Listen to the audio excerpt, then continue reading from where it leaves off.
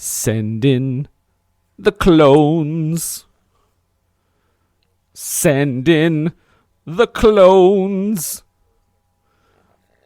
Send in the soulless and ballless schmaltz. Send in the clones. They're already here. I love you, Arnold. Quiet, you! You know when I pick a movie, that's when I'm under pressure now. The question always comes back to me, what were they thinking now? Whoa, what were they thinking?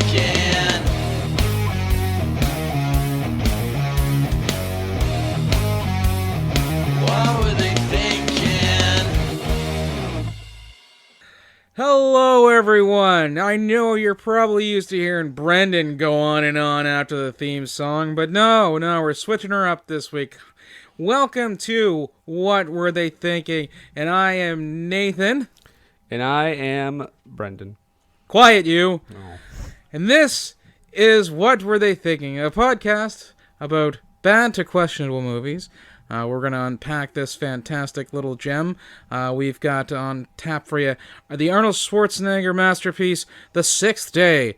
And in true cloning fashion, well, not really, I suppose, but we can't handle this on our own. No. We have elicited help from a podcast friend, Liz, from the Nerdy Biatches podcast. What's up, boys? Hello. Thank you for having me. Again.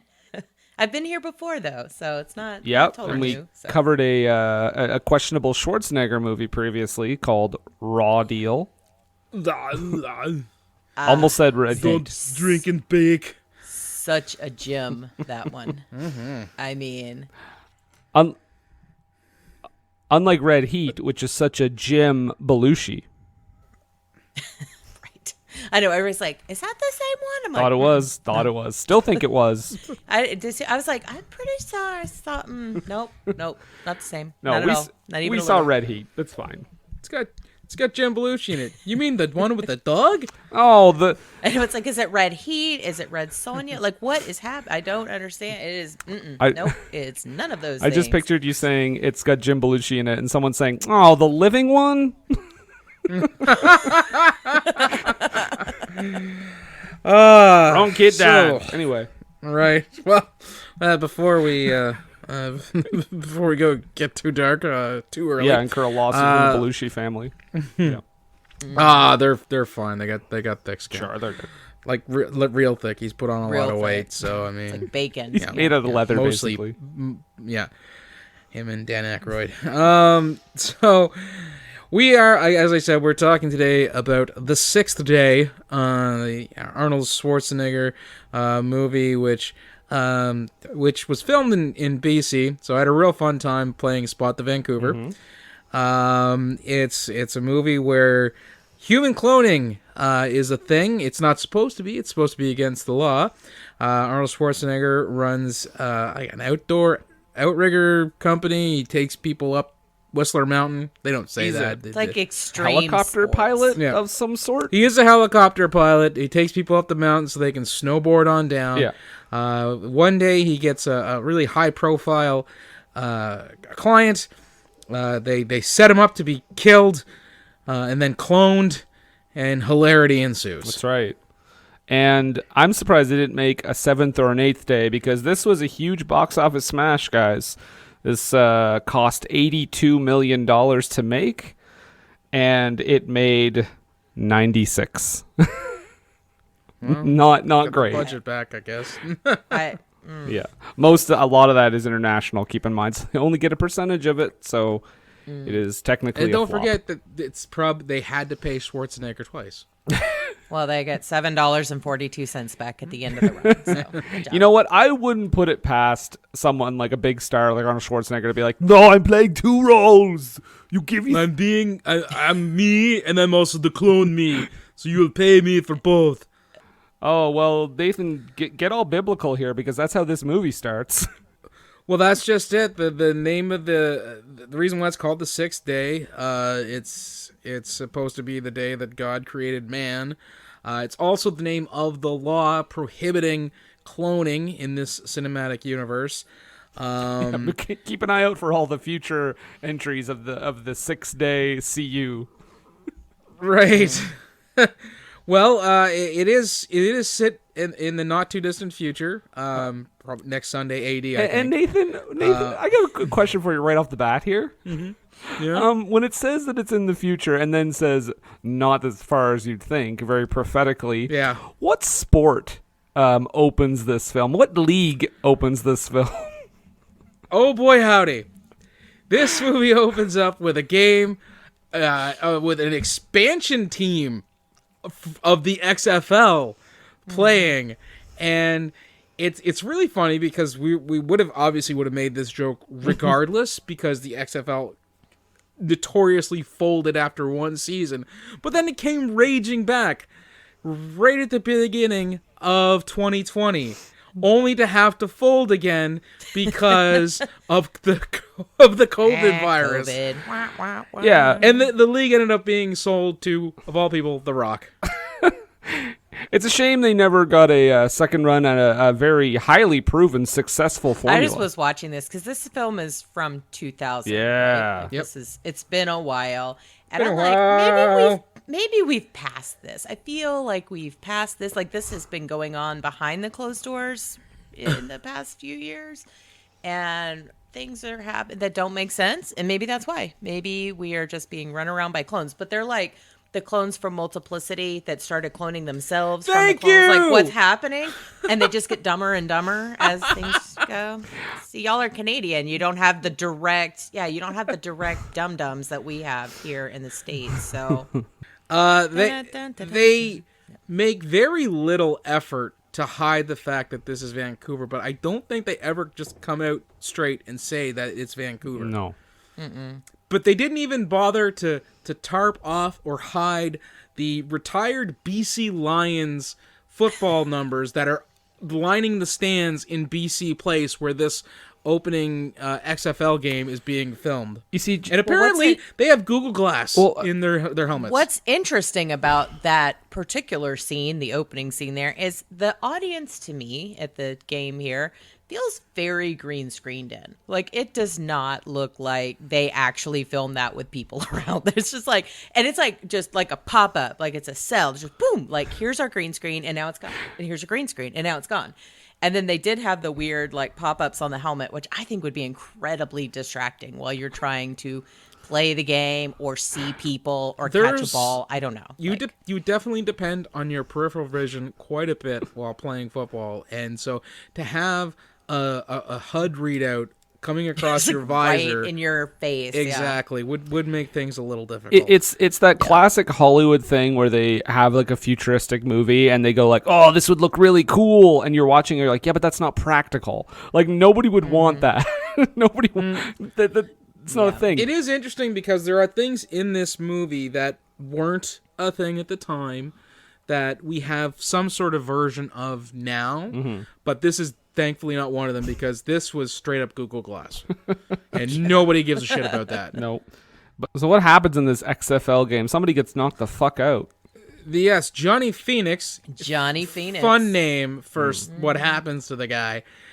He gets absolutely creamed in a quarterback sack, broken neck and all, carted off the field, and one of the greatest character actors ever shows up, Mr. Michael Rooker, who is apparently a doctor. Yeah, 4th appearance on this show, by the way.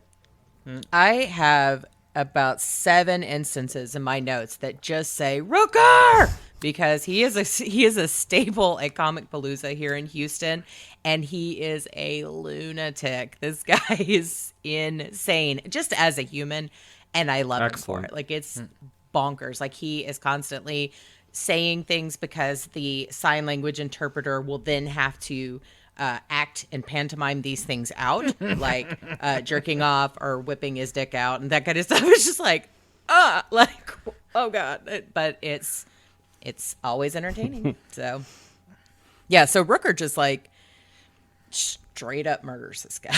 He pulls the Well, plug. yeah, First 2 minutes of because the thing. They're as they're carting him out down the corridor to go into the ambulance, he's on the phone with somebody saying, "Yeah, we essentially have a lifetime contract with a vegetable." And so they get him in they first of all he pushes a paramedic out of the ambulance to go with Johnny Phoenix, and then as you said, essentially pulls the plug on him. And then we just kind of smash cut to Arnold Schwarzenegger's morning. In his mirror news ticker.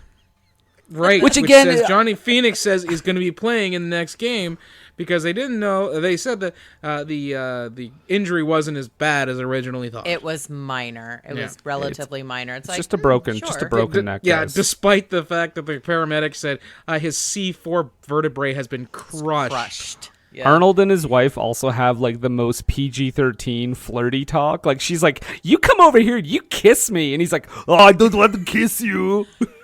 Oh my God. Okay, so smiling, laughing Arnold Schwarzenegger Terrifying. is always so disturbing to me. Like he, and that's the thing. Like I know I've seen him smile in real life, and he looks like a normal human when he does it. But when he does it in an acting role, it is so forced, and it's like he has literally molded his face out of Play-Doh into some other like format, and it's like, oh God, was that supposed to be happy? Like what? I don't know what's My happening. favorite example of that is that cutscene from Terminator 2. Yes. Yeah, where he looks like a horse for God's But sake. at least in that movie, it makes sense, right? I feel like in every other movie where he smiles, he's just repeating the Terminator 2 acting coaching. Well, I guess I'm a robot and I have a hard time smiling. he's not smiling for very long. He thinks he's going to get some... It's his birthday. He thinks he's going to get a little, birthday action. And she's like, oh, close the door. And he gets up to close the door and lock the door. And bang! Doorknob to the erection. Yeah, lock the door so we can have kisses, honey. What the fuck? Need some kisses. And yeah, his great. his shit kid walks in. I think it would have been great when she opened the door and cranked him right in the nuts with the door. If he had fallen over, bent over, going... One of the first things out of this fucking child's mouth is, "You should get me something for your birthday." Yes. And I said, Yes. this kid better not be in most of this movie. I actually like the fact that the way he was carrying her, I thought he was going to give her an Alabama slam right there in the living room. Because he's carrying her, he's got her holding her by the ankles, but like she's over his back, like a backpack sort of thing. And I was like, It's not advisable. right up for it. Just slam! Bob Holly would be so proud. Yeah, and They like walk into this living room and they've got this commercial rolling for this pet cloning. And Repet. she over there at the same time. She's like, I want to, what was it called? I don't even know what SimPal. it's We'll called. talk about the SimPal. SimPal. Don't even worry about I it. want a SimPal. Blah, blah. She offers him a banana. Would you like a banana flavored banana or a nacho flavored banana? Nacho flavored banana. And the banana's a different color. And I'm like, what has this child done? Or is this something in the very near future that exists? That's what I thought, and I was like, by the way, no thank you, future. No thank you. Yes. No one wants that. Remember when they talked about how in the next 3 years bananas would be extinct and we'd never have them again? That was 5 years ago. I would prefer that to a nacho flavor. As would I. But yeah, she wants a SimPal, right? And put that aside for a second. We need to talk about the SimPal later once that comes Yeah, in. we're going to dedicate an entire chapter of this this- podcast to that. I will also say, and I think I mentioned this to you on Twitter, probably Brendan. Yeah. Is that you? Yeah, that's so. So I was watching this on Pluto TV because I'm cheap and it was available. And I was like, yeah, let's watch that was this. on It's Pluto. free. Yes. Yeah. So it was on Pluto for free. I've never watched it before. This is my first time. So glad I could bring this to you. Thank you for that. So what? Well, the movie I've never seen, but I've never watched anything on Pluto TV, so I didn't really realize there were commercials in it. Because most of my streaming services don't have them. But what's weird about it is most streaming services, when they play a commercial, there's something to indicate, in fact, that is a commercial. It's like watching Saturday Night Live sometimes, and you're like, is this a real commercial or is this one of their bullshit I can't figure it out. But since I wasn't expecting it, and we have already seen the commercial for the pet thing, and we're about to see what just amounts to like 2 minutes of an OnStar commercial, as we like this thing starts playing, and I'm just assuming it's another commercial that's, for something in this thing. And I get 90% of the way through the commercial and realize, no, this is a commercial for a real product. So I was like, this weird commercial is so bizarre. I don't understand what's happening in the future, because you've basically got two grandparents in a closet. Grandma is trying to push something up onto the top of the closet, and it's falling on her head. And the grandpa comes in to help, but they're like, It's the wrinkle-free commercial. Yes. But this kid is walking up the stairs. He's like 15, and he hears the sex-sounding noises, and the grandparents walk out of the closet, which the door was open anyway, so, grandma's clothes are all wrinkled, and the kid's like, oh my God, the grandparents have, then it's like, but if you don't have that, it's like, hi, Pop, and he just walks out the door happy, even though they came out of the closet together. And I was like,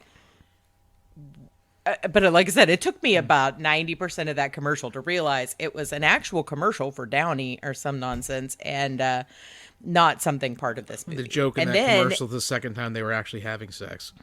Yeah, and yes, exactly. But then I realized that Pluto proceeded to give me 5 commercials in a row every 10 minutes for 2 hours and 30 minutes. 10 minutes? Every 10. At least 5 of them. I'm Tubi has the fuck decency this. to wait the standard 22 minutes. Yeah, I'm like, I'll just rent it next time for $3.99. It'll be so much easier dealing with that.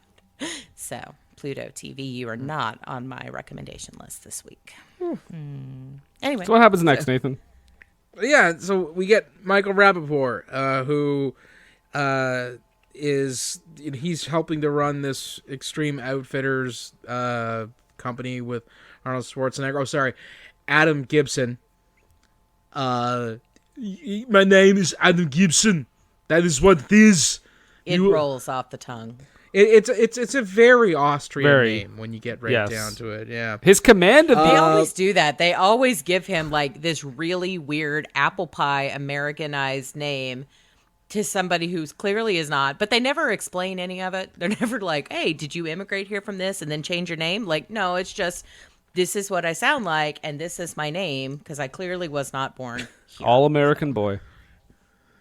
His name is Dutch in Predator. Yeah. At least I can deal with that. I mean, Right. but... So, well, that could just be a nickname. They military people make nicknames up constantly. So. Exactly. He could be of Dutch descent. They do, I believe, speak It's an German. My accent. full name is Dutch Oven. It's hilarious. I do is fart and I throw pillows over As people. Lucy when I did the Red Heat. I tell you, I delivered the Red Heat. Yes, talk about my movie more. Oh, Michael Rapaport picks up Adam, and In his OnStar commercial. absolutely, and he's driving. I think I don't know if it was a Chev or a Dodge. Either way, a terrible design for a steering wheel. Yeah, which they don't need to really use because the thing drives by itself. Until Until the parking part. Right. He did have to take it on in there for the last 8 seconds of that drive. Yeah. So. But I mean, even with that, I mean, you would It just still looked think like they would something keep that would directly crush your rib cage in an impact. Exactly. And they're not even looking at the road at all. Oh, they're just no. turned sideways to each other, like we're just in a car. Someone else is driving. Which has already been proved by the Tesla self-driving ones. That's not how that works. You still need to pay attention. You should. It's a good plan. Yeah. Yep. Yeah. And, I mean, if you don't want to kill people, otherwise, just I guess do you. I guess. and Michael Rapaport. So there.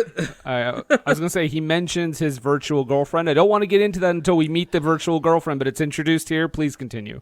He talks about her and Adam Schwarzenegger or whatever tricks him into spilling the beans about the surprise party that his wife has planned for him. It was an elaborate ruse. He really held up so you there want to for- you want to go get a drink at Kelly's after work tonight there. Yeah.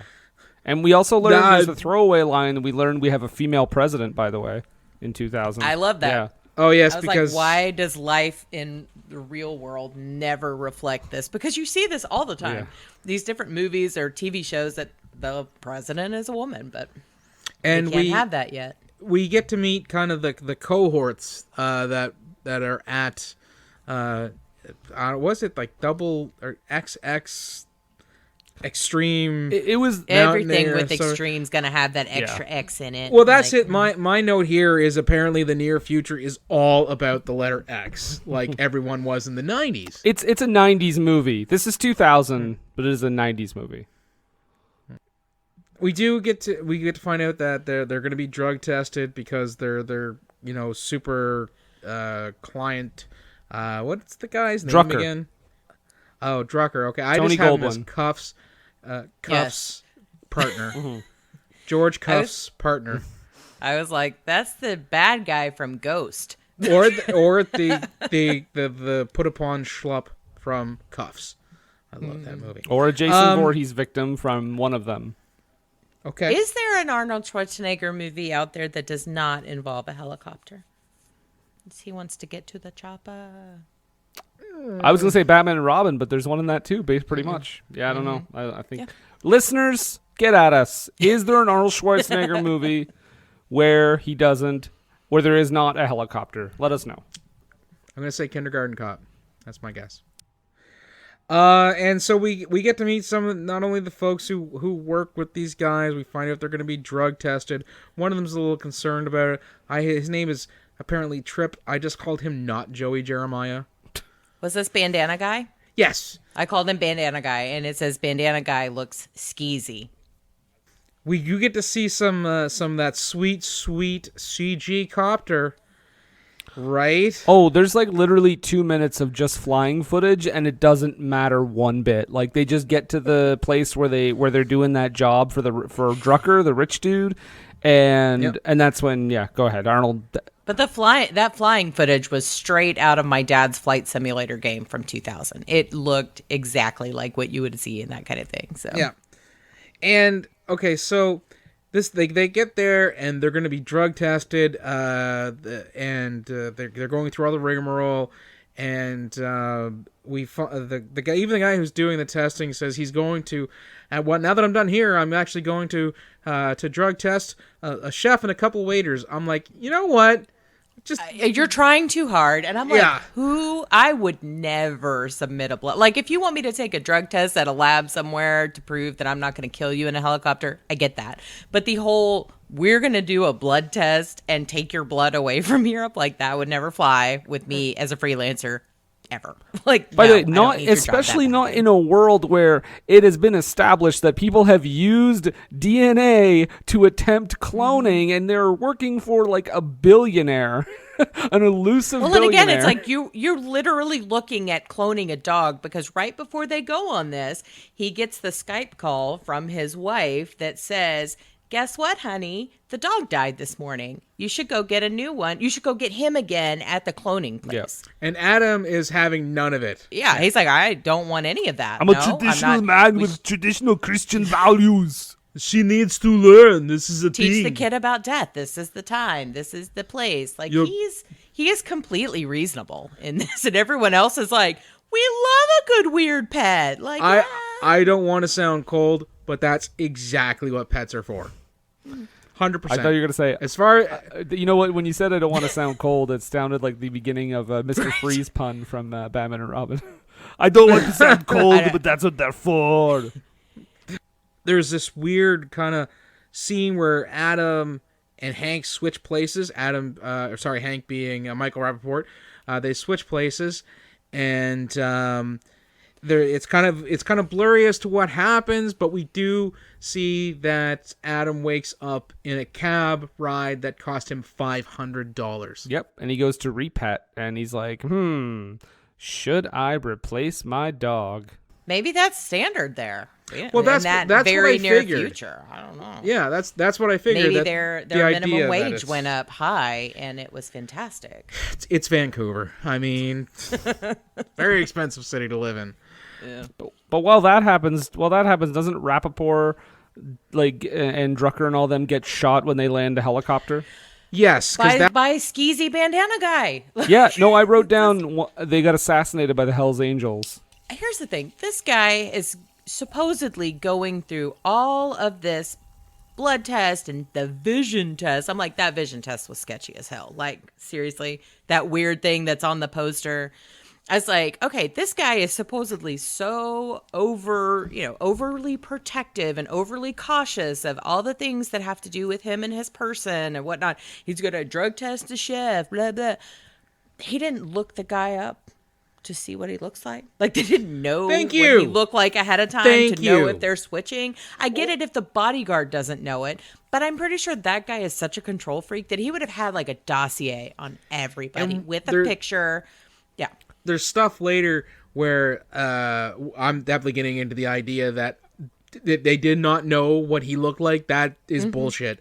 Yeah. But we're not there yet. But we cloned him in 2 hours. They have a fully formed clone. Let's not get ahead of ourselves here. Whatever. We're at the mall and we're going to the repet store. That mall is my own personal hellscape, by the way. That's all the things going on. I'm like, nope. The CG stuff aside, that mall is legit, like, overwhelming. I've been there. So he's at the repet, and the guy comes up to him, talking to him, saying, trying to sell him on the repet. He doesn't have it because the eye is caught by a store across the way selling the Simpals. And nope. I was really confused by their talk, though. But yeah. Nope. That was the weirdest looking thing I've ever seen in my life. Nightmare fuel. No. This was scarier than Hereditary. This is like, why would anyone? Chucky and Bride of Chucky had a kid. That's what. Why would anyone present this doll to their children? Makes Annabelle look like a Disney presentation. The kid, like, it just has a look about it that something is off. And when I saw it, I was like, oh, is this going to be a major factor? Is this going to be part of, like, the villains? Nope. I straight up thought she was going to end up being his sidekick through the whole thing. That would have been great, wouldn't it? I was waiting for that to happen. But, like, even her skin was just weird. Like, it was, like, really veiny and blue. Like, I was like, is she cold? Like, like, it was just not well looking. It did not look well. It looks like some poor kid who died from asphyxiation. Keep in mind... Serious petechia happening. Keep in mind, Arnold Schwarzenegger, a.k.a. Adam Gibson, his daughter wanted this. Yeah. Because all of her friends had one? It is a big no from me. I would be like, I would just like to know why he thought that was more appropriate than cloning the dead pet. Yeah. I'm like, okay, I get that you're against the whole pet thing. That's not teaching your kid about life. I get that you're against the whole cloning the pet thing, but that thing is not any better. No. At least your kid won't be terrified. Have you ever seen the movie Deadly Friend? Come on, Arnold Schwarzenegger. I had a question, or I was very confused and concerned when he was in the pet store and he was talking to the guy at that repet place, whatever, and the guy is talking about how they can take all of the memories, all of the emotions, all of the feelings from a drop of blood or from like a lock of hair. No. Okay, he said that though about the dog. From my understanding, this is from my understanding of the janky science in this movie. It's pretty janky. Is that they could clone the dog with the blood or the hair to make it exactly like it, but they would do a sync cord, which is the thing with the eyes. Like, I don't think that's how it works. Which is basically which somehow takes a snapshot of all your brain activity. Yeah, it's like I don't know why he would pick that creepy doll over Pet Sematary, because that's. It really is. It's a shit sandwich either way. I mean, you're either getting, like you said, Pet Sematary or Child's Play. Yeah, I'll take the zombie dog. So what happens when he brings that doll back, Nathan?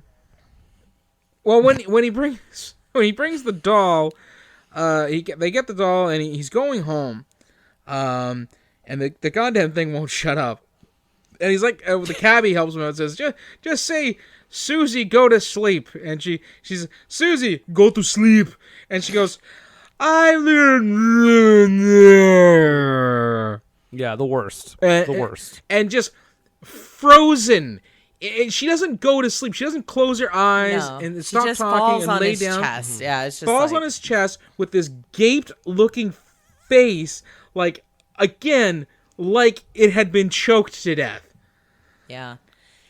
And the funny, like, and while he's having this thing right before the doll goes to sleep, and then it wakes up like 27 seconds later, it's like the weirdest ventriloquist act you've ever seen, because he keeps turning to look at the doll like it's real and sentient. You know, he's just like, stop it, like, just shut up, like, just we're like, okay. So he gets to his house, gets out with the doll, and is walking up to the door, and he's practicing the speech that he's gonna give to his daughter, and is like, he was old, he was an old dog, and then the dog, I can't remember the goddamn dog's name. Oliver. He shows up, and he's barking, he's like, and then he's like, oh, the wife must have done it. Natalie. And he's so super mad, and he's kind of storming up. He's still got the doll, but before he goes in, he hears everybody singing happy birthday. He's like, why are they singing happy birthday? It's my birthday. It's not a song you have to practice. Do you already know the words? You don't have to sing happy birthday. You don't have to practice it. So he looks in the window, and He's like, he's worst there. surprise party ever. Yeah, and he's there. Like, so he's like, what world is this? I am me, but he is me as well. But I'm you, you're me. And what is me and what is you? I don't know. I'm you. Buckle in, folks. It's gonna be like this for most of the episode. God, we're not even 10 minutes into this fucking movie. Keep it rolling. Keep the train rolling, Nathan. But action is about to pick up because Terry motherfucking Crews shows His up. debut. It's Yes. his first appearance Yeah. in a film. He love him. Woof, what a debut. Yeah. He shows What a up. full-fledged great role for him to start with. They're like, we can help you. We know what's going on. We'll help. Come with us. I actually have a note much later because his character gets really fucked up as far as characters go. And I'm like, I really don't like this version of Terry Crews. Oh, it was terrible. I was like, Terry Crews. We love Terry Crews. And we're like, no. He's so funny and quirky, and he dances and he's 'Cause smiling. It goes I very do not quickly from "come with us if you want to live" to "or I'll shoot you in the face." It's Yeah. like, wow, that was a turn right there. Arnold, real fast. Arnold has to escape like the worst punk band ever. Well, because Terry Crews shows up, and I can't remember the girl who's with him. What was her name? Talia. Talia. Oh, yeah. Let's say he's basically saying that there's been a 6-day violation. You've been cloned.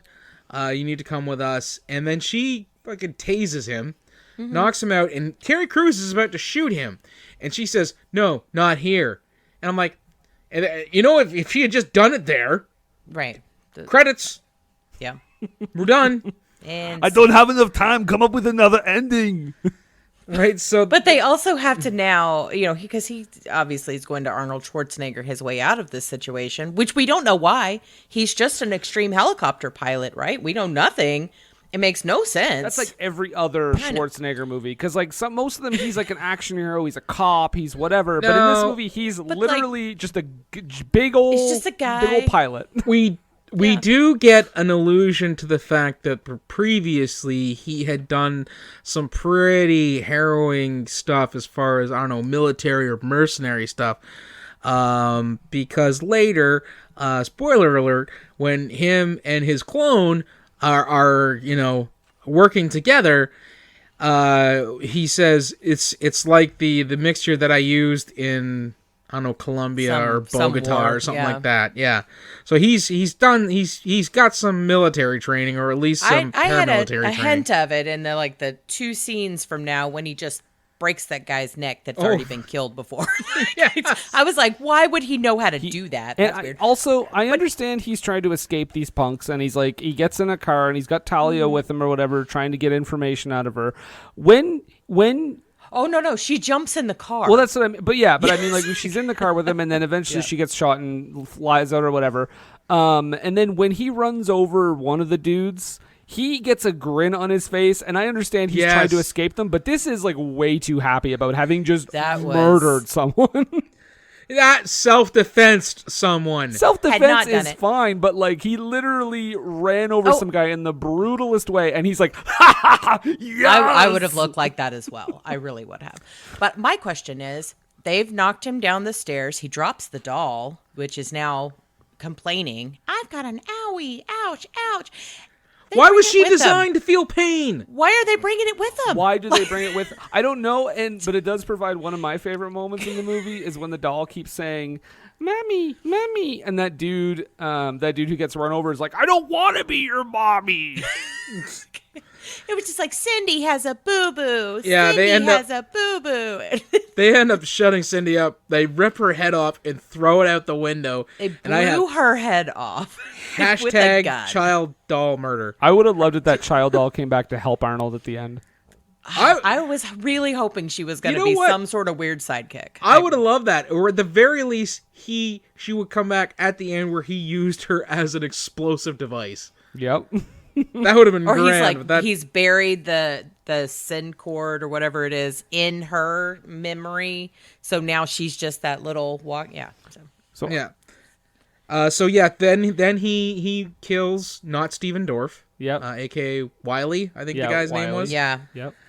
Which he needed to be done. I'm just that guy. I thought it was funny that his name was Wiley, and he refuses to die, not unlike the coyote. Coyote, sure. I'm Schwarzenegger. I'm the road runner. Beep beep.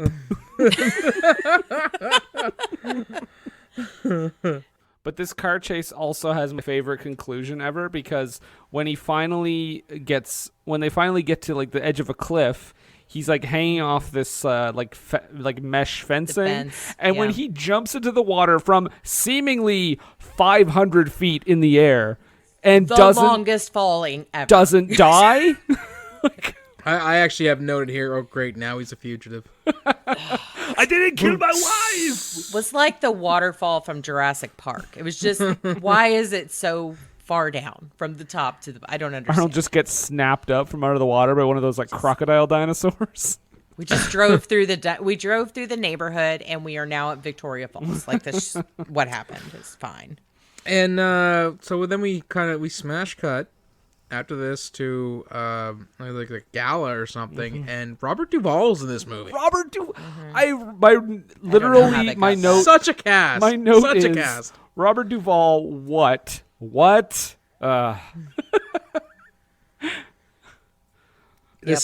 was heading into Gone in 60 Seconds territory. Oh, okay. It wasn't much longer for that. He's just like, you know what? I'm just gonna do whatever now. or that already happened. Same year, so maybe. Who knows? Yeah. So. But he's having like a press conference, right? And we see that Drucker's there and Johnny Phoenix is there, and you're like, oh, wait a second, didn't they die? What? So he's having a press conference, and people are asking him about, reforming the 6 day laws and stuff like that because of the cloning that's going on with animals, and the Drucker and his ilk are trying to persuade people to change it. Of course, Drucker he kind of interrupts and tells the story about 2 different kids in a hospital. One's dying, and we can clone his liver, and he can live again. But the other kid, he's got a brain tumor, and you can't clone a brain. So why does one kid get to live because of cloning, and the other one doesn't get to live on because of cloning? This, of course, tugs at the heartstrings of a senator who's there, who looks like he's had his eyebrows cloned and then put directly on top of the eyebrows that didn't need cloning in the first place. Who, unfortunately, has a son who is dying of that very disease. Shocking when that happens. Got a pair of Cara Delevingne's on his head there. Very good. This is where Schwarzenegger goes to like the cops, right? And he goes to the 7th precinct, which is actually, you know what? That's the 7th gate to go into Rogers Center or GM Place, depending on what year this was filmed, because that is where the Canucks play hockey. But he has like a virtual lawyer pop up, and then when he starts saying crazy things about clones, they're like, "Oh, here's your virtual psychiatrist." The the virtual or voice recognition shit run amok is just mwah in this movie. Yeah. Ridiculous. Yeah. Yeah. But yeah, the then they're cops are like, here, sir, why don't you sit in this room? yeah. Yeah. That we will not be locked from the outside at all. We totally believe you. Just be in this room. Click, click. Don't worry, that's not the lock. Please wait. And he just sits there. He's just like, he's like, okay, sounds good. Send in the clones. Well, send in Because, the punk band, right?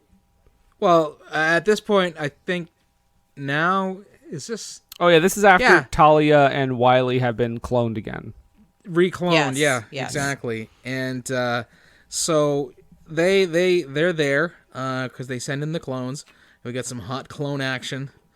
I did enjoy the fact that the news was the webcast news. I was like, come on! I know it's 2000. It's not going to be called that. It's just going to be CNN.com or MSNBC.com or we FoxNews.com. didn't have .coms then. We had AOL.com, and everything ran into that. Like everything, or it was like, go get your news from the LexisNexis, because that's how old I am. I was doing college research papers on the LexisNexis. So Coming up Good next times. on Internet News. So Schwarzenegger is like, something's up. You know, Adam does not care for much what's going on here at the seventh gate. he sees of the them. Yeah, he precinct. sees the clones coming through the window, and he's like, "Oh shit, got to get out So- of here." He makes a break for it, and of course he gets into another fight with Wiley and kills him yet again. Again, and they have this great moment where Rooker and I think it's Terry Crews and Rooker come over, and these security guards are like, "Oh shit, that guy's dead," and they're like, "No, don't worry, no, No, check his he's just pulse, tired." check his pulse, Pulse no, he's is still good. strong, strong, They like steady heartbeat." cover his eyes and just and his tongue is like lolling out of his mouth. They're like, "Guys, come on, just it's no, It's he's fine. dead." He's fine. Don't worry about it. Nothing to see here. How are you? Nathan, just to take over for a brief second here, smash cut to Michael Rapaport banging his virtual girlfriend. Yes, This there's was so many questions about this. Okay. It's like it reminds me kind of Blade Runner 2049, where Ryan Gosling has like that virtual. She's kind of a girlfriend, but I don't think he has sex with her. But in this one, you put on this you sit in this like device that you put on your head, and you're fucking a virtual girlfriend. But that's just it, because she's a hologram Yeah. when he's walking around the apartment, and she's being like a bimbo and talking to him. And then apparently, though, if you sit in the chair and you've got the thing over your, she can actually. She's a She can hard light feel- he can hologram. feel Like, her, yeah. yeah, I was like, is this an instance where in this case she's a hard light hologram like Rimmer from Red Dwarf in the later seasons? She's a fleshlight. I'll tell you this: Joaquin Phoenix and his character in Her watched this movie, and he was like, "Damn it, that was an option." This reminded me so much of the whatever the guy's name is, the crazy drugged out scientist guy from Archer, where he's got he's got like an anime hologram girlfriend. I think he marries her at some point. Oh, it's very weird. I wish I watched more Archer. But it's a great suffice show. to It is say, great. suffice to say, this revelation with Michael Rapaport and his girlfriend is a little strange. It was weird. Okay, but another super weird thing here, because they go to his house. He recruits Rapaport to help him. They go to Schwarzenegger's house. They see clone Arnold going into the garage with his wife, and they have this bit about like, oh, you know how these cigars get you so worked up. Oh, what these cigars do to you, and I'm like, cigars.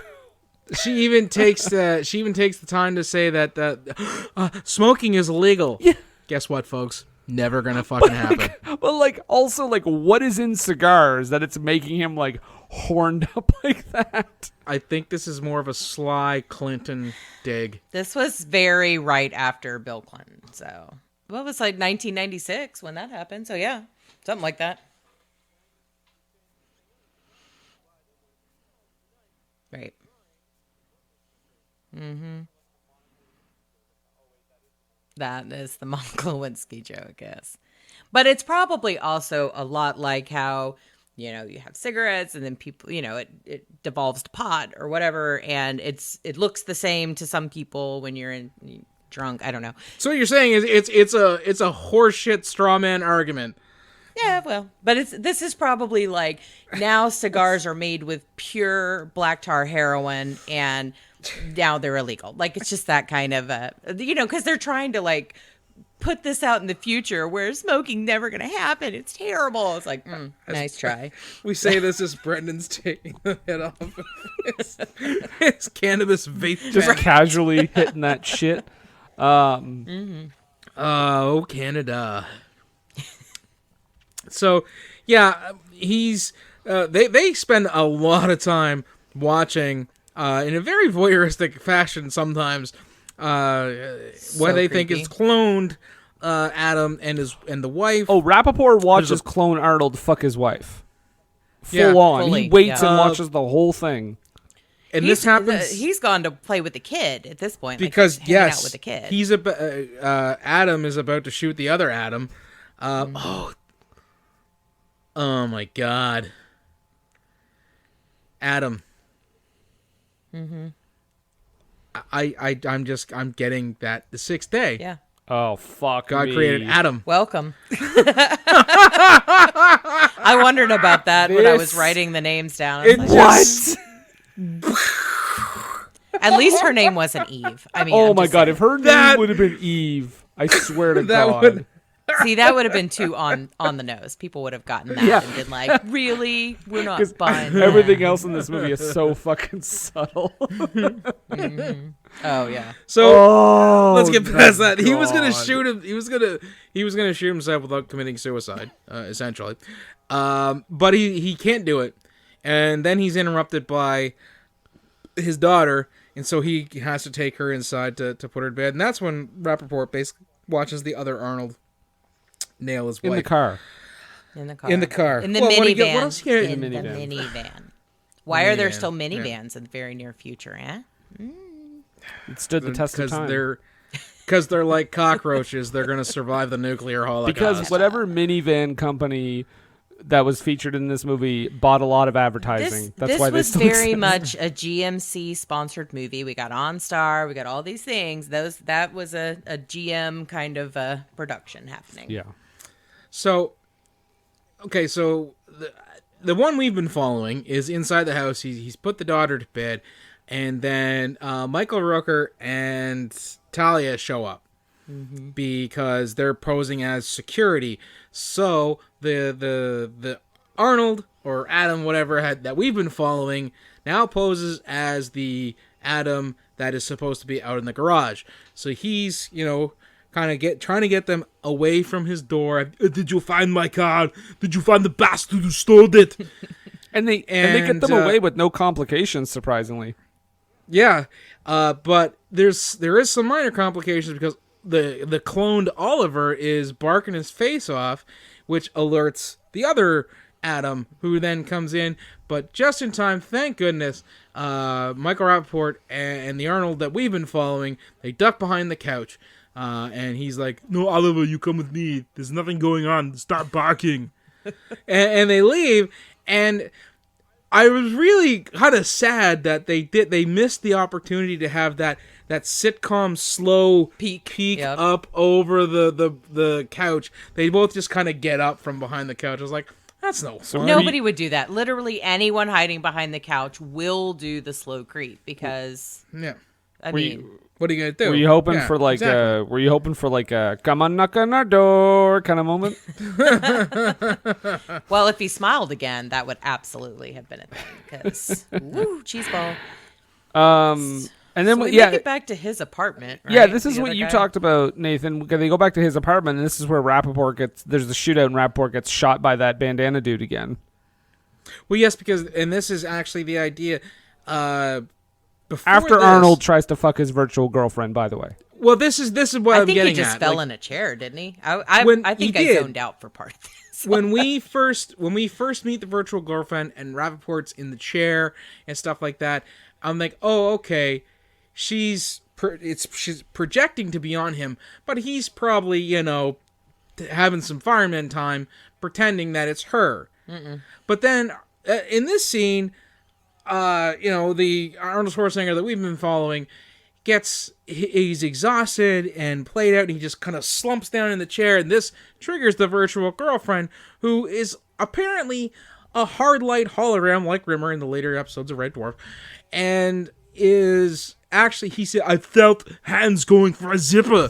And she's not discerning at all. She's like, hey, Well, she Adam, would you does like a say- beer? And I'm going to sit on you. Like, She does say that she's a one man hologram, but if he were to buy the installation disc, they probably sent it in the mail with 100 hours for free. I'm just... That's always the trouble, though. You hit on a nice lady in a bar, and she's always like, buy the installation disc. And I'm right. like, can't I just get you a drink? And she's like, no, you got to get AOL. You get the 40 free hours. and then give me a call. You don't get it from AOL. I think you just went through the entirety of Leisure Suit Larry from 1984. So. Not Joey Jeremiah shows up, and there's a big old shootout, and unfortunately, Michael Rapaport is killed Again in this exchange. But he's Again. an abomination. I was like, that's Yes. really. I was like, that is harsh. Like that. See, you just met him. Like I don't. And then yeah. He probably saw Betro. Well, and then shortly after this, when the bandana dude gets Arnold he basically forces him to kill him because he grabs his gun because he wants to be shot. shoots him, yeah. I did like the line when he got shot. It somehow triggered the virtual girlfriend again, and she goes, "Oh, Adam! Oh no! Is Hank sleeping on the floor again?" yes. Arnold he triggered is. it to distract the bandana dude, Oh, Bandana right. so he guy, could yeah. shoot him in the Yes. leg. Then bandana dude makes him shoot him in the head. But then what I was gonna say is the next location they end up with, pretty sure it's that factory where Jack became the Joker in the Tim Burton Batman film. I'm sure. But here's the thing. When do we get to that point? Because the bandana dude has told him, hey, you've got to shoot me in the head because I'm actually with this group we're the good guys. Like, we're trying to keep these abominations and these clones from happening, and they're breaking the law, blah, blah. He's like, but I've got people in that lab. If they get my head, they'll know who they are and kill They'll them. take his So sin I court, have to, yeah. you have to shoot me in the head. And he's like, I don't want to. I mean, yeah, I broke that guy's neck earlier, but I mean, I already ran him over once. So does it count? And laughed about At running that, him it's like, over. doesn't matter at that point. And I don't we're at like this guns point, anymore. He's got a little bit more training than what we've been led to believe. Yeah. But this is low key the part in the movie where he's like, okay, I'm going to go to the lab and I'm going to find this. And he's like sneaking in and doing the thing. And I'm like, we are getting to the end. Like, we're getting to the final. No. This is 50% of the way through the movie. I did really get a good laugh out of when Adam shoots off Michael Rooker's leg because you can legit see him holding his leg up. And this scene, actually, this is the one scene in the movie that I never forgotten over time because it's also featured in, I think, Bowling for Columbine. Yes, that's what I thought. Yeah. When I saw this scene, I was like, I've seen this before, and I thought about it, and it's the montage in Bowling for Columbine where they're showing, like, PG-13 movies can be really violent. Yeah, and Talia gets some of her fingers shot off, and Arnold grabs one of those for safekeeping. Which he uses to start a vehicle, and I don't want to be that guy, but I'm totally going to be that guy right now. That's not how thumbprints on things work. There has to be it has to be a living It's tissue. like a there pulse has ox. to be You have to have Exactly. the thing flowing through it. Yeah. I mean, maybe it was Right. like freshly removed, like that second. but the way he uses it later No, not would so not much. work. He's just got it You know, in his I have- pocket on, like, his keychain or some shit. I have to say, I think Pluto TV was actually running commercials on top of the movie at different points because I kept coming back at things going, is that the next thing that happened? Like, it was very weird. So I'm not remembering this finger scene at all. This one, he asked for the guard's thumb later, but So Well, yes, because R.I.P.D. Go ahead. Rooker's foot and Talia's fingers, yep. yep. because I don't remember Rooker yeah. with the at all. Like, So now we get this weird, like, left turn where Robert Duvall and his wife, and she's sick, very well. and she actually knows that she's been cloned before, and we find out that she has cystic fibrosis, and the nurse is like, that's impossible. She would have been dead in her 30s, right. Which, I mean, I don't feel like that's a thing in this future. Because if we're talking about the ability to clone livers and other things, yeah, you can't clone a brain, but I'm pretty sure you could have probably cloned a lung for someone who had cystic fibrosis. Or I'm thinking before we clone people, we should probably, I don't know, focus on curing deadly long-term diseases like cystic fibrosis. Right? I mean, just throwing it out there. Well, I mean, I feel like the cloning of the lungs would probably take care of that. It's like it's not as sexy for sure, but again, it would, benefit more people than cloning. Yeah, and doesn't he find out? Isn't this the thing that makes him find out that like Drucker has been putting different like diseases into the clones so that they're kind of slaves to him in that if they do anything fucked up, they're gonna die in like 5 years anyway and just be cloned again. He goes and storms into the office and demands to know like what's up and why the things, and monologues for a while. Yeah. Oh my god, the monologuing in this movie. Monologuing, and it's like, okay, you are either going to kill someone or be killed, because that's the only thing that happens at the middle of a bad guy monologue. Like, well, the first big monologue is Duvall and Schwarzenegger, because Schwarzenegger makes his way in with Talia's thumb, and Duvall is just like ranting about. We do get a great bit because he is using the thumb, as I said, in a way that wouldn't work. At one point, he drops it, and which alerts one of the security guards and is like, hey, can I help you? Yes, and he goes, no, I've got it. And he picks it up. I'm all thumbs today. Yeah. You can't have a Schwarzenegger movie without lines like that. Come on. But it was also good because he didn't like kill. I thought he was going to like take out the guard and then just drag his stump around and, do that. But the other guard later. He's discerning for, like, this is not the bad guy. This is just a guy who works here. But then I started thinking, as they was talking about, he's talking to Rooker and Talia and all them earlier, and he's like, it cost me $1.2 million every time I have to clone one of you guys. And I'm like, one, that seems incredibly cheap. So because a cab ride is $500. Right, I'm saying that does not really line up there. But also it started me thinking, is everyone who works there in that lab in fact a clone? I bet they are. When they were like, I would like to quit. No, you're not. You're going to come back as a clone and like lower standards. Like, they just, like, you're not going to do that. So, but Arnold gets his SIN cord. He gets his SIN cord back from Duvall. Because this is where they give the kind of the big reveal that the vision test was to get the SIN cord. The blood test was a trick to get his DNA. So the most of the curtain has been pulled back for us. We also know that Drucker has been cloned a few times as well. He gets that's when he gets Drucker's SIM card as well. So, and then while this is all happening, Terry Crews and Talia don't know how to use doors, and they just kick every single one open. They are angry. The fridge. This is an excellent thing. Remember how I said earlier? There's things in this movie that are like, wow, that's crazy and wild, which we would have thought in 2000, but we do kind of have versions of. The fridge is one of them. I have seen like web-connected fridges, which is they have the ones that'll show you what's in it and put your grocery list on it, just like that. Yeah. But, I didn't understand why Terry Crews decided he needed to trash the fridge. And get his drink, and then they're like, and then just leaves it wide open. Like, he's just like, and I'm like, what's that? That's just like weirdly passive aggressive in a super overly aggressive kind of way. So it's like, I'm just gonna come in and I'm gonna ruin your milk. This is where they figure out their schedule and that the daughter has her recital that day. So like, that's what we're gonna do. We're going to go and kidnap her, and they basically they use smart dogs. Yeah, they use, for the lack of a better term. I'm sure they're real dogs, but they control them with like, they have this kind of device that just like keeps them under control, or it's like a dog whistle, basically. And he actually says those things are the only things ripping her throat out. And I'm like, I do not like this version of Terry Crews at all.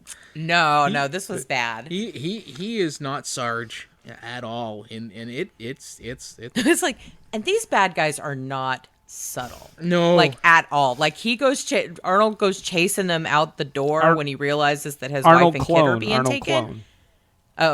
We don't know. Well, no, that we yet. do. We know it's the. We don't know that We know yet. it's the one that's. With I don't his think family. we do. Oh, he did. Well, okay, whatever. Arnold clone, whoever. The Arnold we have we're gonna not find. been following. Yes, the one that was with the wife and the kid Right. is now chasing them outside, and they have a simcopter outside, and they are literally just shooting at the doors of the school, like in the middle of the day, broad daylight, public building. It's like, okay, I thought we were trying to keep some of this low key, but no, Apparently we're just not. No. we're just out here with a giant. What do they call it? A whisper craft? I don't know. They call Something. yes, that's exactly what they called it. But you don't hear that till 3/4 of the way through the movie. I was like, that's I'll actually I have kind of a theory as to why they were just shooting up that school with impunity, and it goes along with the next scene where Adam, the one we haven't been following, tries to make a 911 call, and we get that fantastic joke about if you know the crime that's being committed, press 1. It's like movie phone. Exactly, and of course, But it it's was like infuriating. it was so bureaucratic, and like I'm going through I can't just make an emergency phone call that's an actual emergency. No, we got to go through the recording and get through I think it's another one of those, technology isn't as great as you think it is, folks, kind of a message that they are not subtle about at all. So, of course, the Schwarzenegger that we have been following shows up to team up with the one we haven't been following. He decks him first. Yes, that's for Well, you sleeping got to with my stop him wife. from calling the police. Yeah. But yeah, they do team up. And double Ernie's, oh boy. It's like it's Best. you know what? Not He since should have been Double his own Impact. twin everywhere. He should have been his own twin everywhere.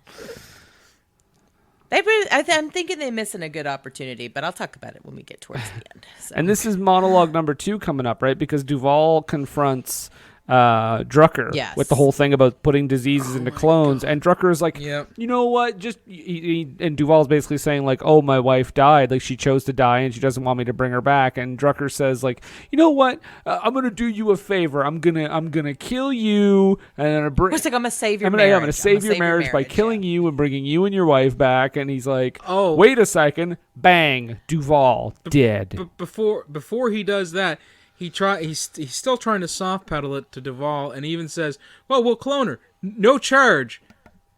I know. It's like, you killed her. You know all that corruption you uncovered? No charge. Did you charge last time? That's my question. Did you charge him last time? He's the one who's like created this technology. Really? I think he gets a freebie. So all this leads to like a building siege, if you will. I will. Starring Bruce Willis and Denzel Washington. Oh god, the siege has got to be coming soon. We get again a ton of more monologuing, like you said, where Drucker's doing his thing.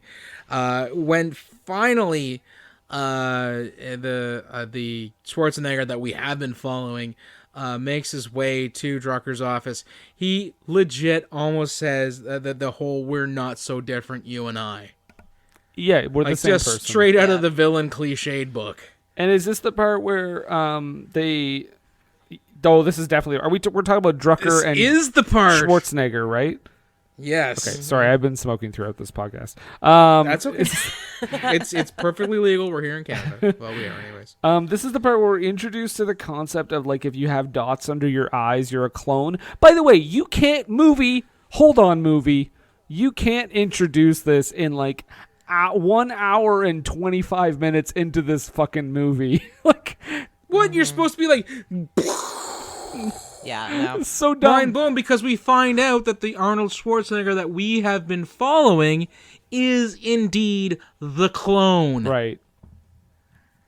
Which Where really, did the clone get $500 for a cab ride? which really, It's the same thumbprint. It's the same thumbprint. But- it's identity theft on the see, highest this is level. what happens. You see, This- that's what you- they want you to yeah. think. You think your money is being stolen by somebody else, but it's just your clone. It's a running clone around of you. doing Exactly. weird stuff. Right? Liz gets it. Brendan, you don't get it. Liz gets it. Liz, she gets it. I'm gonna just say, The lizard men? You don't even know about the shadow government, Brendan. They're all clones just of you and me. Milos, pull the cord. I live in the States. We have to believe in a shadow. Oh, I stop him. He stopped making silly noises. I let that plug cord back in, Brendan. Thank you. Let me know when you need me. I am Milos.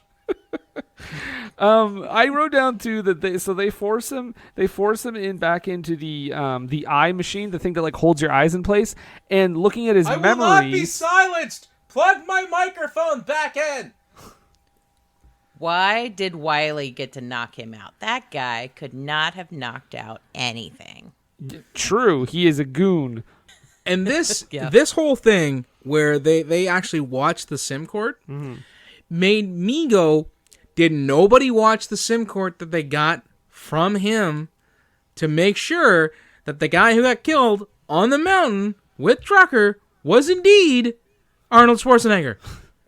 Nope. Well, they were still processing at that point.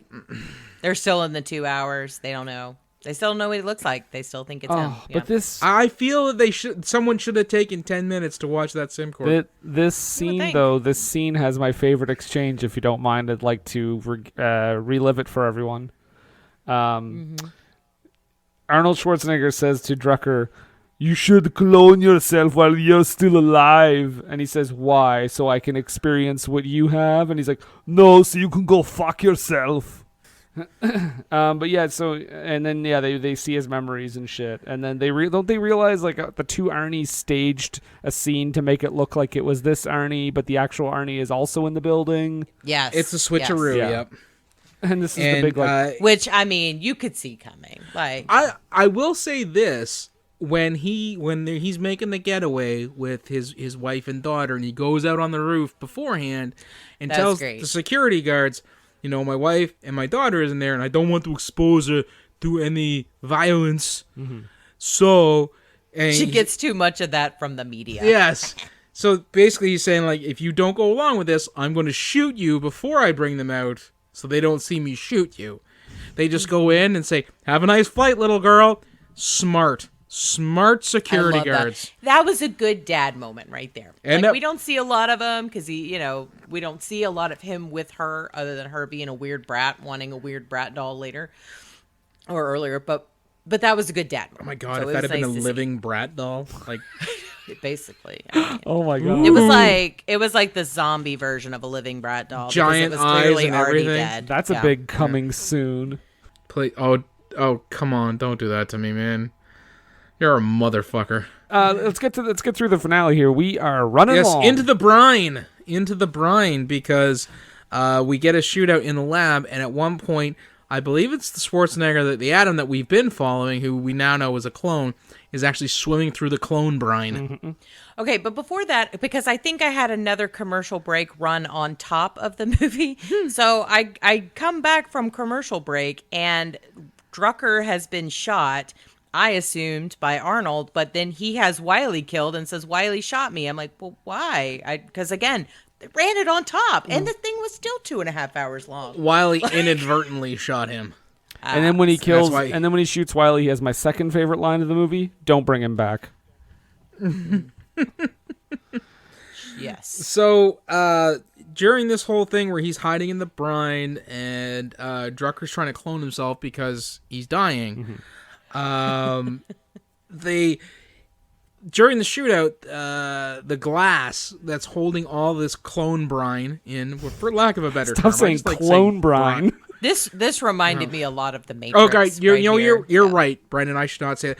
All this genetic brine, because that better. 10,000 times worse.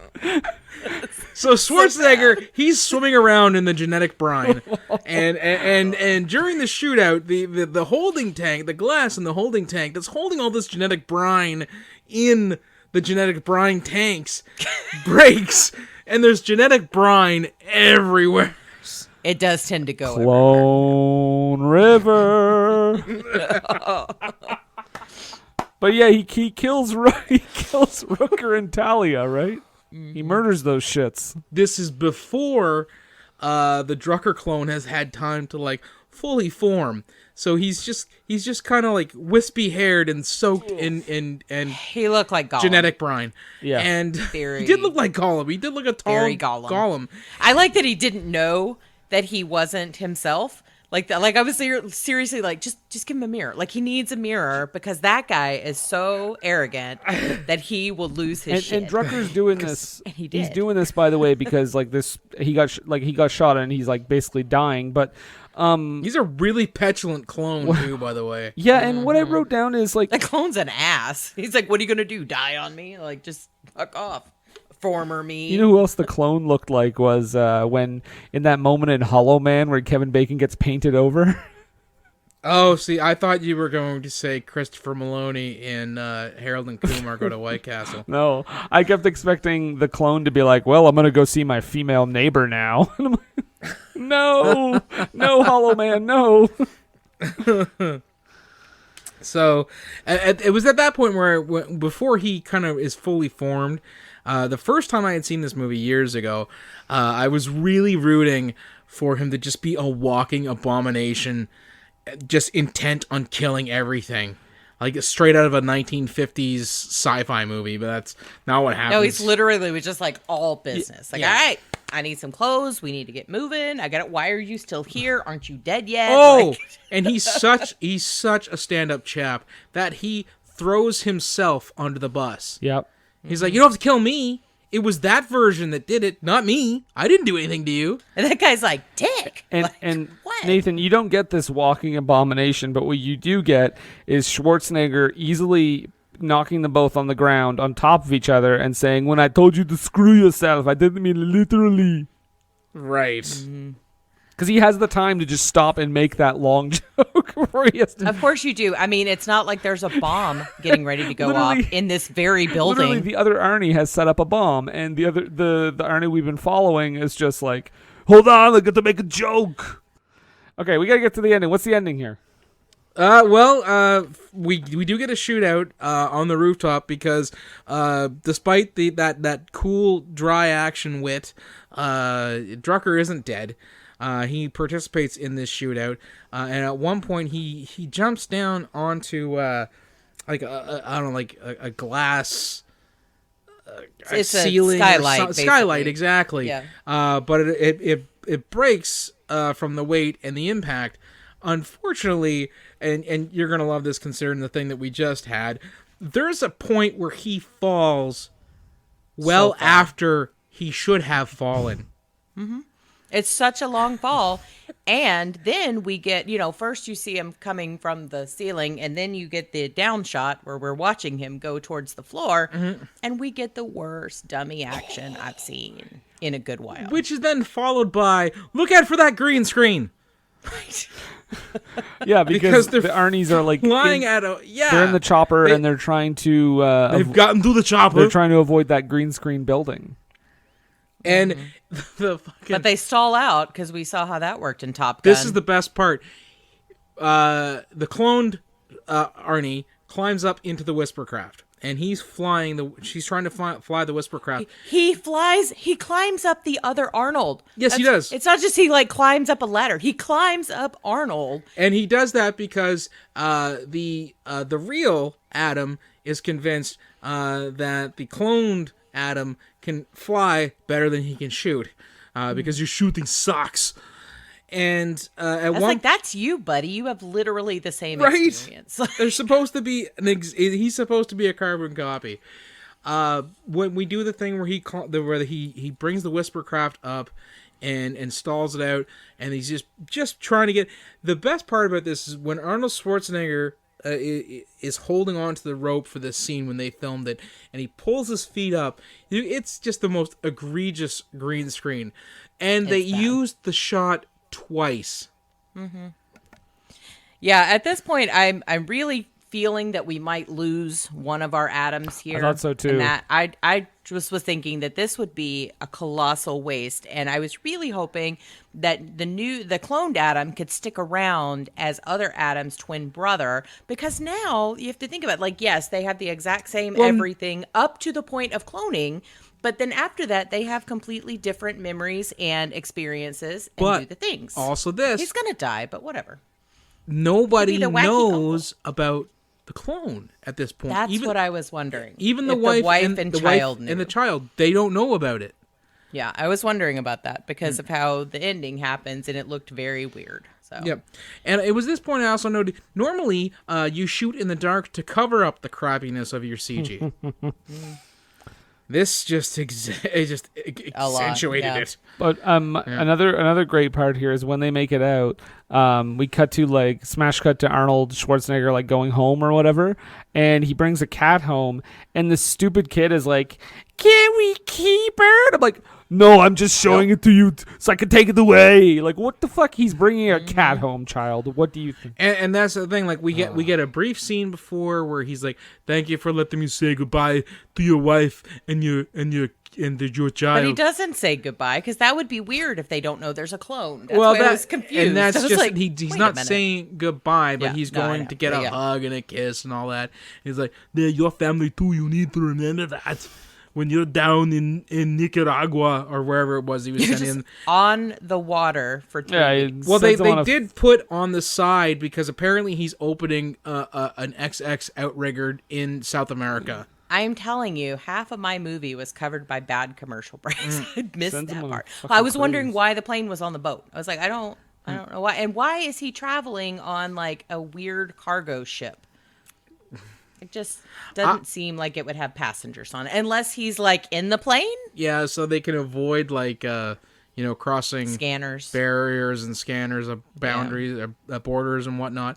And then the biggest insult of this entire movie comes just as we're getting our parting shot as the barge is sailing away with cloned Arnie and the Whispercraft.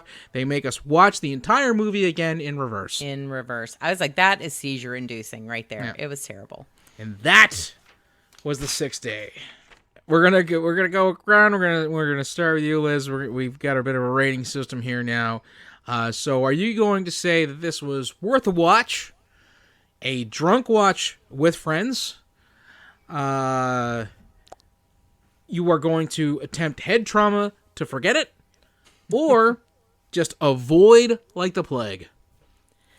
I'm kind of between head trauma and drunk watching because I do feel that there is value in crappy movies because they are incredibly fun to Mystery Science Theater and Thank just you. crap on in front of, with your friends who are also drunk. I would like to do this with the movie Cats, but I think I'm somewhere in there. But it's also just like a friend of mine was like, "Oh, I haven't seen that one. Is it good?" I was like, "It's something, but I wouldn't go to good." Like, not great, but it's not the worst of his movies right, that so- I have seen or reviewed on your show. So we're stuck in the middle. You're stuck in the middle with us. Yeah. Between drunk watch with friends and attempting head trauma. Which Yep. actually, if you do a drunk watch, you may actually get the head trauma depending on That's true. what you're trying to do. So Brendan, what would you say on our what were they thinking scale? This is a total drunk watch for me. Like 100%. Couldn't Yep. be any more. This was like the most clear drunk watch with friends for me in a while. I had a blast watching this really stupid movie.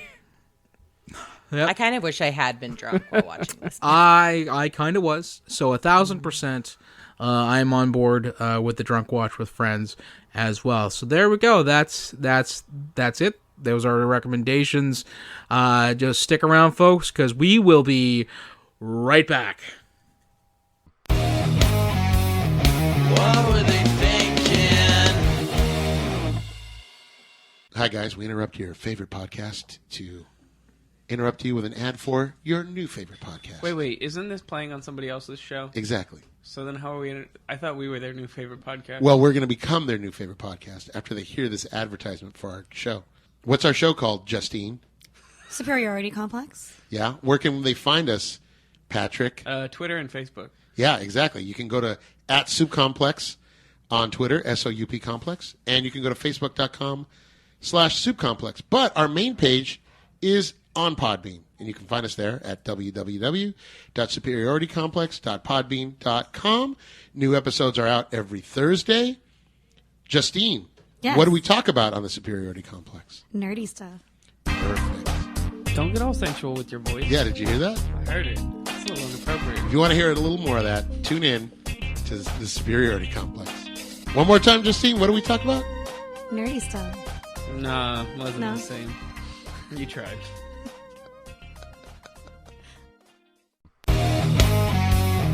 What were they thinking?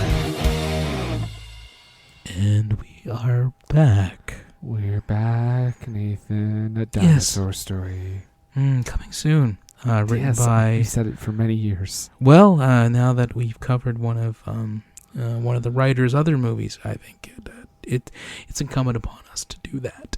It's true. It's true. But we won't be doing it right now. Right now, we're going to be putting on our best NPR voices and going to have some poetry. This is time for the low haiku. And in a change of pace, Brendan, would you like to explain to the folks listening that what is the low haiku? The low haiku contains 17 beautiful little syllables, kind of describing what we all just went through together, collectively, as a group. Excellent. Thank you for that, Brendan. And Liz, as our guest, of course, you do get the first run at the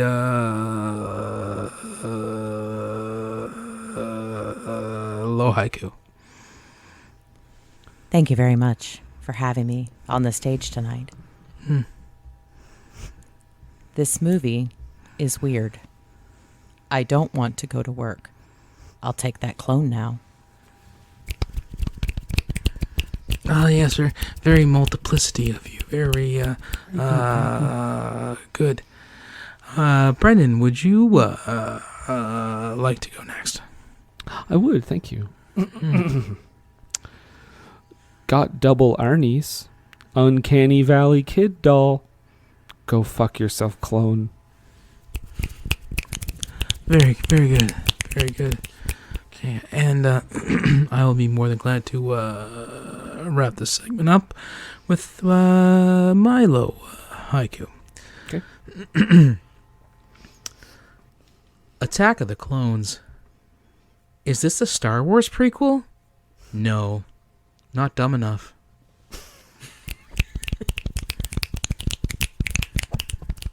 And we are out of NPR. NPR's gone. Hey, folks. That's right. We are out. Hey, it's time for Crazy Gator and the Zoo Crew. Hey, it's pretty crazy out there this morning. The traffic is bumper to bumper on the I-95. Hey, we got Crazy Sally coming up with the weather. But first, it's the long weekend prank call. Sorry. Hello? Is your refrigerator running? Because it probably runs like you. Gay! Who's your daddy? Who is your daddy? And what's his name? No, Nathan, we have something to say right now. We do, Brendan. I know that Liz and Brandon and myself have all had our say of this movie. But here at What Were They Thinking, we always like to say, well, Brandon, what do we always like to say? We always like to say. Don't take a word for us.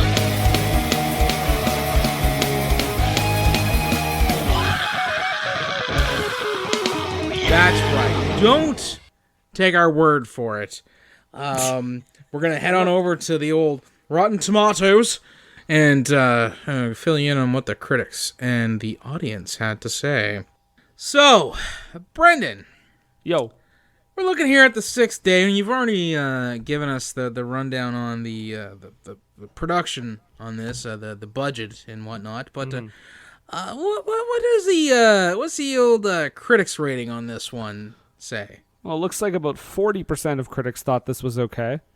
40% for Schwarzenegger in 90s, 2000. That's But the audience, the audience must have loved it because it's Arnie in the late 90s, early 2000s, right? They got to have loved it.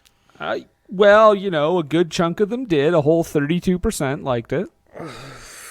You know what? Rotten Tomatoes also lets me know that if I liked this movie, I might like Hudson Hawk or Daredevil or Congo or Eraser or Collateral Damage, which we've already Literally covered. all of those sound like better. They all sound fantastic. Okay, well let's just dive right into the into this, and I'm gonna take the first one from our good friend Mike Massey from a very aptly titled publication called "Gone with the Twins." I'm hoping assuming his entire website is just like inappropriate puns.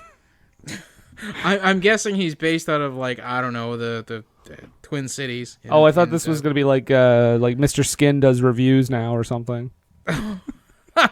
Where he just talks about movies where Arnold Schwarzenegger plays a twin, so it's just this movie and Twins with Danny DeVito. While it understandably sidesteps truly thought-provoking aspects of cloning in favor of explosions and fistfights and one-liners, it mostly errs in the arena of editing.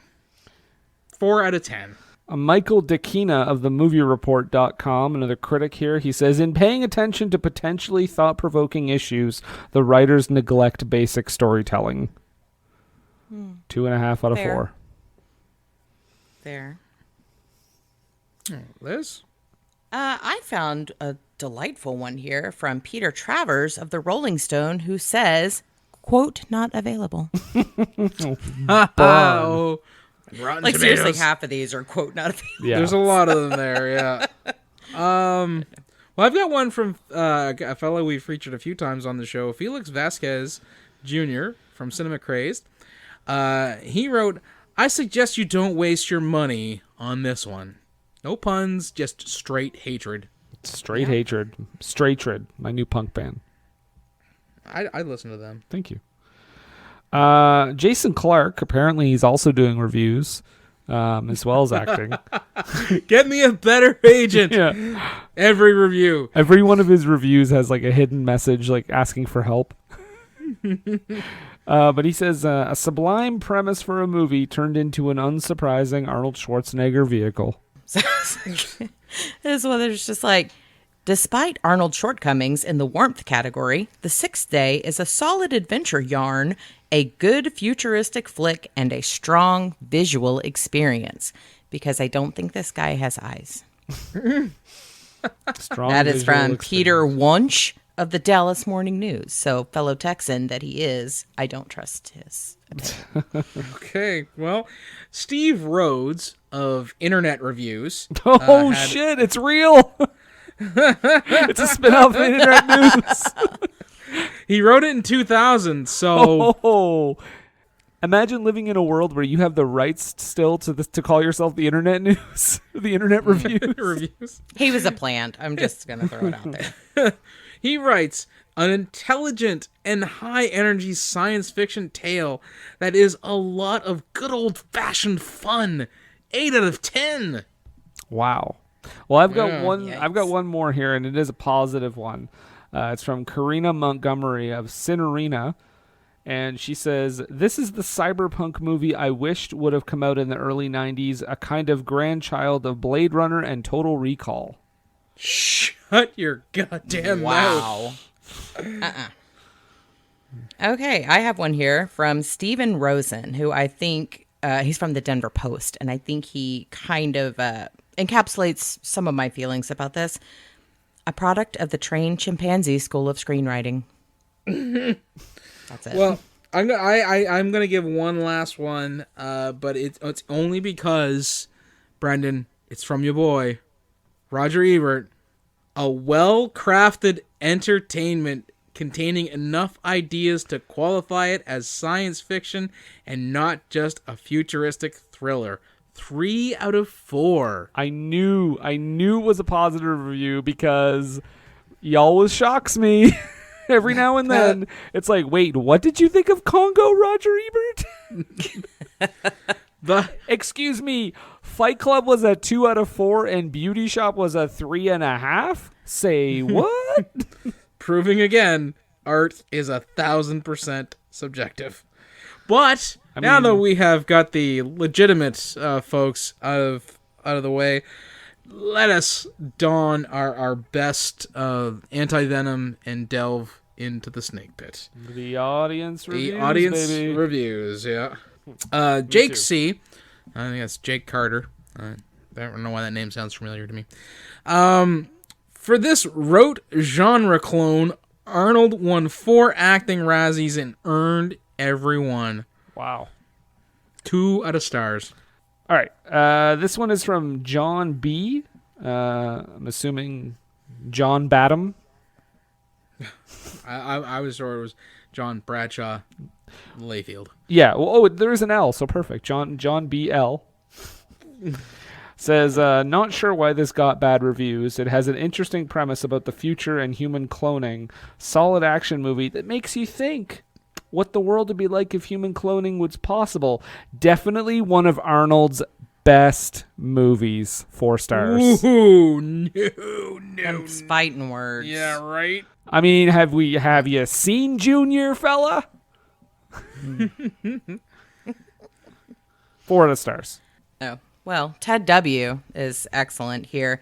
He says, dumb action movie starring Arnold Schwarzenegger that I'll forget in T-minus 20 minutes. Oh, wait. Nope. Already forgot about it. So, I've got one here from Garrett D. I'm assuming it's Garrett Dillahunt from Raising Hope. You should watch it. It's on Disney+. It's an amazing sitcom. Made by the same people who made My Name is Earl. Has Cloris Leachman on it. And Martha Plimpton. R.I.P.D. And Garrett Dillahunt. There's a fake plastic sheen to everything, giving the movie a cheap look and feel. Almost all of the sci-fi elements are quick band-aids to hide the fact that The Sixth Day is as cookie-cutter an action film as one can be. 2 out of stars. Slam bang. Okay, this next one is from Daisy D, which I can only assume a pair of Daisy Dukes wrote this review. And he, she, or they said, that movie is still ahead of us who live in 2013, which produced in 2000. Worth to think of. I don't know. I think her point was lost somewhere there, but I got it. Wow. Well, I've got one here from Jude P., who says, the poorest acting of Schwarzenegger makes the others' credits to the graphics and technical marvelous a minus point sad.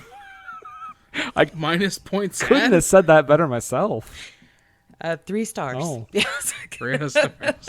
Okay. I have my last one here is from Patrick W. So it's clearly Patrick Warburton. Mm-hmm. And he writes, still in the time when Arnold was just stuck making bad movies. He has almost a Total Recall meets The Island feel to it. I don't know. The script just isn't that great, and the story really doesn't suck you in as they sometimes do with a story about human clones. Plus, Arnold is a helicopter pilot. I've found that the majority of his films, non-comedies anyways, where he's not a soldier, a police officer, etc., are not that great. I'd rather only watch this one if you're hell-bent on watching the entire Schwarzenegger filmography. Thank you, Patrick. What was your star rating on that one? I gave it 2 out of stars. Okay. All right, well, my last one is going to be from Shayna P., and Shayna Paisler? Yes, Shayna Paisler. Paisler. Yeah, her. She's not fooling anybody, Paisler. I would love. Why is she hiding that from Vince McMahon?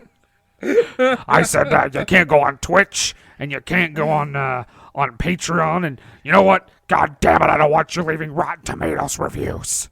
So Shayna Paisler says, cool cloning concepts played out in a high action and sometimes comedic fashion, which being very thought-provoking about ethics based on the book of Genesis in the Bible.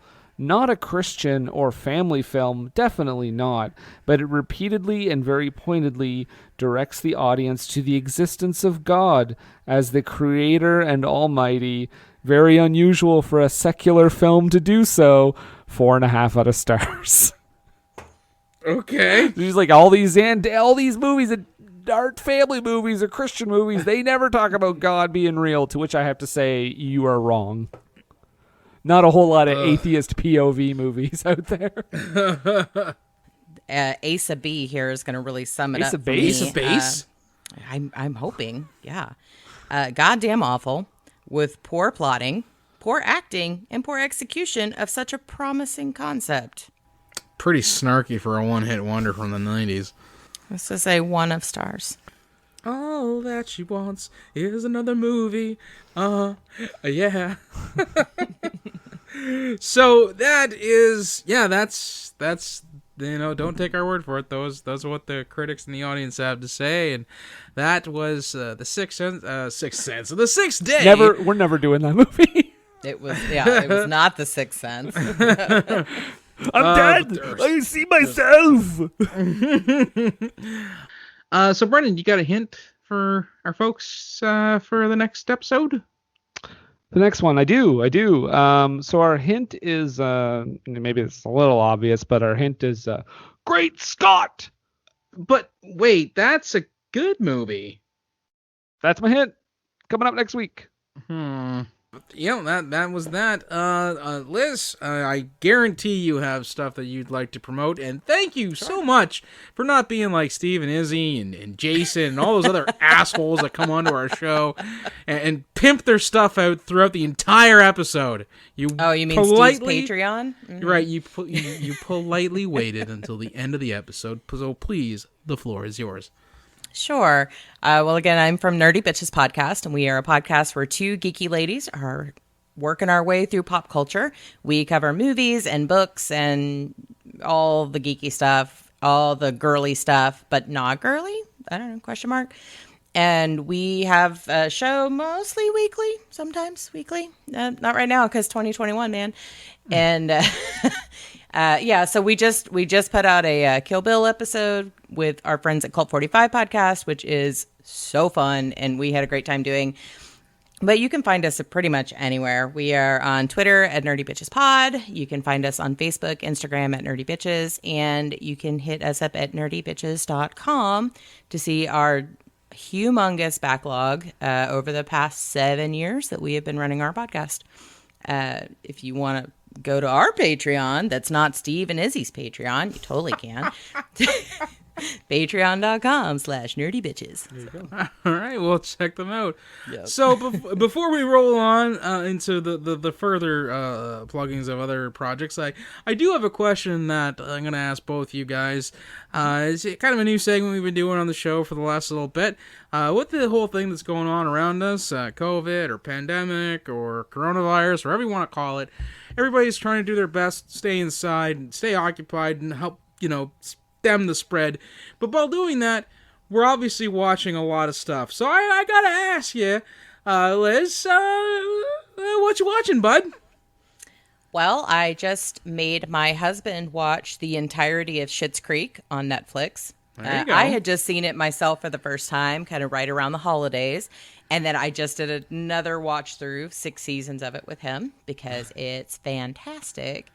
And other than that, I watch a lot of Discovery Plus shows. So a lot of like My Lottery Dream Home and Treehouse Masters and anything to do with sharks. Big fan. So. Okay. Deepest, bluest. My head is like a shark's fin. Exactly. Mm-hmm. Brandon. Yeah. What you watching, bud? I watched a movie where, Nathan, you know how you hear the plot of a movie and you're like, I need to see this right now? Yes. Okay, so this was we a movie have an where entire podcast based on it.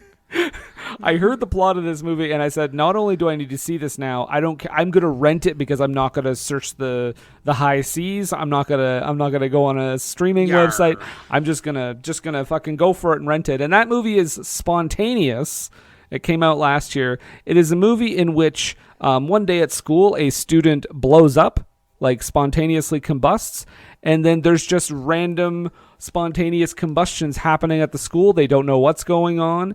And I'm going to say I never thought a movie about exploding teenagers would have so many like amazing messages about like mortality and, living for the moment and stuff like that. Like just really, really good stuff in the center of this movie about exploding teenagers. So Spontaneous, you can rent it. It's worth it. It's worth the $4 or $5 or whatever.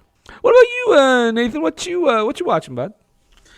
Well, I've been taken to the Tubi because honestly, I enjoy the streaming sites like Netflix and Prime and whatnot.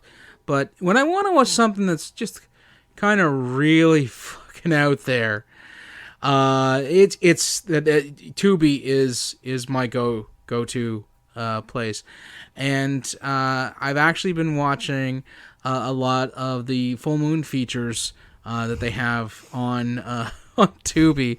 So I mean, I'm gonna narrow them down, but I mean things like the Avocado Women. There's also Doll Man, Trancers, Shrunken Heads. You have your fill because. So if you had to pick one though, that was like the best so far. I would probably say, for the most, what in the fuck is going on in this movie? For me, anyways, Shrunken Heads. Okay. Because it starts off with our protagonists who are kids, like literally, like just freshly into their teens, being killed and turned into shrunken heads, and then exacting revenge on the mafia boss that had them killed. Which is also I think it's a full moon production. I know they never made it super clear whether this person was the character was supposed to be a guy or a transvestite or like a female who's supposed to be like wearing putting on the airs of a male mob boss. Made in like that sweet 80s 90s late 80s early 90s time. It's bonkers. You just check it out. Shrunken Heads. There you go. Interesting. Yeah. And if you guys want to treat just 1 second, I have someone who is going to come and visit. He'll be here in just a moment. Okay. Hello! It's your good friend Montrose Milkington III here. I'm the normally smelly guy who let me in the place. Didn't. It was the other smelly guy. I would like to invite all of you to my YouTube channel, Montrose Milkington TV. You can see my entire archive. It's still there, and nothing new as of late, but do be patient and get caught up. And then some newer stuff will be coming down the pipe very, very soon. You can also be friends with me at Facebook at Montrose Milkington III Esquire and Friends. That's the group. And then finally, you can tweet at me on the Twitter at Montrose III. That's the number 3D. Thank you. More later. Thank you, Montrose. You're welcome. And I don't know, Brendan, did you have anything that you wanted to promote at all? This show, Okay. which you can find on all the podcast apps. Our home base is Age of Radio. Big time. Age of Us too. Radio. Whoop. Yeah, Age of Radio in the house. Just go to ageofradio.org. Find all kinds of great shows there. We're there. Nerdy Bitches are there. Home Video Hustle. Everything I learned from movies. Everything you want. Follow us on Twitter at WWTT Podcast. We're also on Facebook. Just search for us. We're there. We're in the middle of taking listener choice picks right now for June. So if you have a listener's choice suggestion of something that we can watch, a bad movie that we can watch, get on the Facebook page or Facebook group and let us know, and we will put it in the hat. But other than that, you can find us on Patreon, patreon.com/WWTT podcast, TeePublic, Redbubble, all that stuff. But I guess what I really want to know, Nathan, is I guess I have a few questions for you. Oh, well, you have questions for me? You send them my way, my friend. Well, I mean, in a movie, what? Oh, hang on a second. Yes, hello. I'd like to ask the questions. Oh, okay. Now, is this Adam or clone Adam? I mean, you're you. Do you identify as original or clone? Oh. Oh, okay. Well, you know what? We're an equal opportunity podcast. Whether you're clone Adam or the real Adam, just bring your questions, and I will try to answer them for you. Okay, in the movie with the clones, I want to know the question. You want? Okay. Why didn't I get more money? Because it's explained in the movie that clones aren't people. No, Yeah. I want to get more money. Soulless. You're soulless. You're soulless. Well, that's a very valid point, but not the one we're trying to discuss here. You indeed are soulless. If you can get the real Adam, we can answer any questions he might have. Oh, I brought the wrong Adam here. What was I thinking? Isn't it rich? Are we a pair? Me here at last on the ground, you in midair, send in the clouds.